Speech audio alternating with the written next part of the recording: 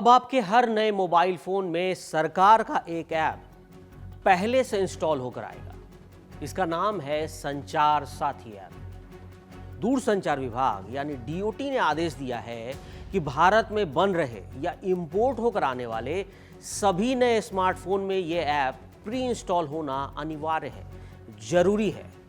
यानी जब फोन पहली बार ऑन करते हैं तो सेटअप करते समय यह ऐप साफ दिखना चाहिए, यह भी आदेश है। जो फोन पहले ही बाजार में बिक चुके हैं या स्टोर में पड़े हैं, उन पर यह ऐप सॉफ्टवेयर अपडेट के जरिए भेजा जाएगा और कंपनियों को 90 दिन के अंदर इस निर्देश को लागू करना होगा और 120 दिन के भीतर सरकार को इसकी रिपोर्ट भी देनी होगी। अगर आप चाहते हो तो इसको आप एक्टिवेट करो, अगर आप नहीं चाहते तो इसे एक्टिवेट मत करो। सुनिए ना, अगर आप इसको अपने फोन पे रखना चाहते हो तो रखो, अगर आप इसको डिलीट करना चाहते हो तो डिलीट करो। ये कस्टमर प्रोटेक्शन की बात है और हर भ्रम को मैं तोड़ने की कोशिश कर रहा हूं।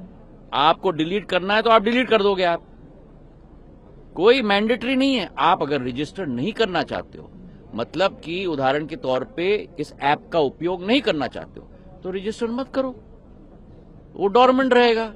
डिलीट करना है तो डिलीट कर लो। आप समझिए कि सरकार का इस ऐप के लिए क्या दावा है। सरकार का कहना है कि ये कदम महज एक ऐप नहीं बल्कि देश की टेलीकॉम सिक्योरिटी को मजबूत करने का एक मिशन है। संचार साथी दरअसल एक साइबर सिक्योरिटी टूल है जो मोबाइल चोरी, फर्जी सिम, डुप्लीकेट IMEI और ऑनलाइन ठगी जैसे खतरे कम करने के लिए बनाया गया है। सरकार का दावा है कि अब तक इस प्लेटफॉर्म की मदद से लाखों फर्जी मोबाइल कनेक्शन काटे जा चुके हैं, हजारों फेक SMS सेंटर बंद किए गए हैं, लाखों संदिग्ध WhatsApp अकाउंट ब्लॉक किए हैं और बड़ी संख्या में चोरी या खोए फोन ब्लॉक या बरामद किए गए। अब सरकार इस बात को सबूत के रूप में पेश कर रही है कि ये ऐप सिर्फ एक सरकारी ऐप नहीं बल्कि सीधे लोगों की सुरक्षा से जुड़ा टूल है। नाम सुन लीजिए, ये है संचार साथी ऐप। अब सवाल ये है कि संचार साथी ऐप काम कैसे करता है। जब आप संचार साथी ऐप खोलते हैं तो सबसे पहले ये आपका मोबाइल नंबर मांगता है। नंबर डालते ही आपके फ़ोन पर एक OTP आएगा जिसे एंटर करने पर आपका फ़ोन इस सिस्टम से लिंक हो जाता है। इसके बाद ये ऐप आपके डिवाइस का IMEI नंबर पढ़ता है और उसे सरकार के सेंट्रल डेटाबेस यानी CEIR से मिलाता है। CEIR यानी सेंट्रल इक्विपमेंट आइडेंटिटी रजिस्टर। ये वो केंद्रीय रजिस्टर है जहां देश के हर मोबाइल फोन का IMEI नंबर दर्ज होता है। यहां ये पता चलता है कि फोन असली है या नकली। कहीं उस पर चोरी की शिकायत तो दर्ज नहीं, कहीं ये पहले से ब्लैकलिस्ट तो नहीं। और यही नहीं, ये आपके नेटवर्क और मोबाइल नंबर से जुड़ी कुछ जरूरी जानकारियां लेकर ये सुनिश्चित करता है कि आपका फ़ोन किसी साइबर फ्रॉड या टेलीकॉम मिसयूज में इस्तेमाल तो नहीं हो रहा। एक आम यूज़र के लिए ये ऐप क्या क्या कर सकता है, इसे सरल भाषा में समझें। अगर आपका मोबाइल फ़ोन चोरी हो जाएगा या कहीं खो जाए तो इस ऐप के जरिए आप तुरंत उसको ब्लॉक कर सकते हैं, उसकी रिक्वेस्ट दर्ज कर सकते हैं। यानी कोई भी उस फ़ोन से कॉल या डेटा यूज नहीं कर पाएगा। और अगर बाद में आपका फ़ोन मिल जाता है तो उसी ऐप से आप उसे अनब्लॉक कर सकते हैं। दूसरा सबसे बड़ा फ़ायदा यह है कि आपके नाम पर कितनी सिम चल रही है, यानी अगर कोई आपको पता भी नहीं आपके नाम पर कोई सिम ले चुका है तो वो भी इस प्लेटफॉर्म के जरिए आप देख सकते हैं। क्योंकि बहुत से लोग बिना जाने अपने नाम पर कई मोबाइल कनेक्शन जारी करा लेते हैं जिसका इस्तेमाल बाद में देखा गया कि गलत कामों में होता है। ये ऐप ऐसे कनेक्शनों की पहचान करने में मदद करता है। तीसरी सुविधा है स्पैम कॉल, ठगी करने वाले नंबरों की शिकायत। जो ट्रू कॉलर में आप नंबर देखते हैं उसमें कोई नंबर और आ जाता है, यानी फ़ोन किसी और का और नंबर किसी और का दिखता है। तो इसमें चाहे कोई खुद को बैंक अधिकारी बताकर OTP मांग रहा हो, फर्जी कुरियर, लॉटरी या KYC अपडेट का झांसा दे रहा हो, तो आप ऐसे नंबरों को संचार साथी पर रिपोर्ट कर सकते हैं। अब सेकेंड हैंड फ़ोन खरीदने वालों के लिए भी ये ऐप खास है क्योंकि IMEI नंबर डालकर वो चेक कर सकते हैं कि ये डिवाइस चोरी का तो नहीं, ब्लॉक या ब्लैकलिस्टेड तो नहीं। साथ ही ऐसे ऐप बैंकों और संस्थानों के असली कस्टमर केयर नंबर भी दिखाता है ताकि यूजर गलत नंबर पर कॉल करके ठगी का शिकार ना हो।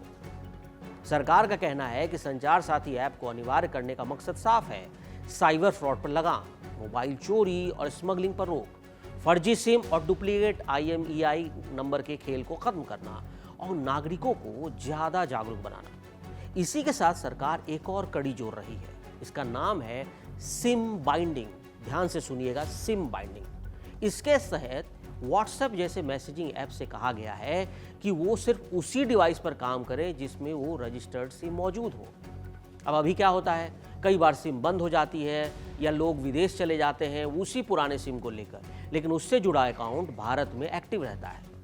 इसका फायदा उठाकर ठग डिजिटल गिरफ्तारी जैसे फ्रॉड करते हैं, फर्जी सरकारी अफसर बनकर कॉल करते हैं और भारतीय नंबर से लोगों को डराया धमकाया जाता है।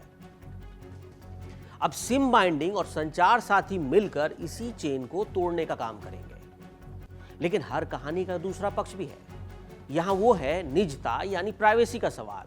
विपक्ष ने इस कदम पर गंभीर आपत्तियां उठाई है। कांग्रेस कह रही है कि संविधान के अनुच्छेद 21 के तहत जो निजता यानी प्राइवेसी का अधिकार है वो नियम की अवहेलना करता है।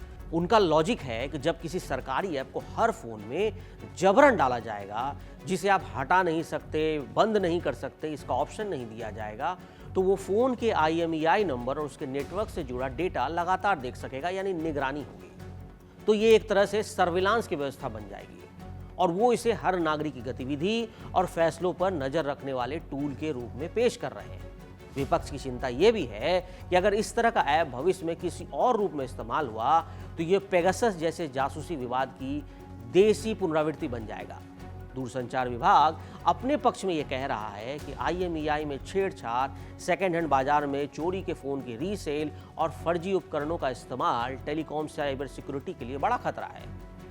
विभाग के मुताबिक कई केस में चोरी या ब्लैकलिस्टेड फोन नई IMEI के साथ मार्केट में दोबारा बेचे जाते हैं। अब देखिए, अभी हाल में दिल्ली में एक गैंग पकड़ा गया जो IMEI नंबर ही बदल देता था।